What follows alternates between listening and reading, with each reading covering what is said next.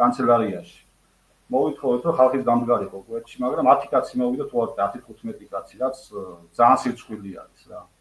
მე არანაირად არ მეხება არც მინიმალური სამუშაო საათები, არც ჩემ უფლებებს არ არღვევ, მაგრამ თვითონ თითოეული ადამიანი მეცოდება, ვინც ამ კაპიკებზე მუშაობს და ესეთი სამუშაოები ისები აქვს რა. ძალიან სირცხვილია დღესაც საქართველოში ხდება. ყველაზე ცუდი რაც არის, ეხლა კანონი, შრომითი კანონი ესე თუ ისე ნორმალური გვაქვს. რა ხაზი გადასასმელი არ არის, მაგრამ აღსრულება არ აქვს ამის. ყოველდღიური მიწერები მაქვს ხოლმე შრომით ინსპექციაში, ხან მიბრუნებენ პასუხს, ან არ მიბრუნებენ პასუხს. ნდობა არის 0. როგორც ჩემი მხრიდან, ასევე დასაქმებულების მხრიდანაც რა.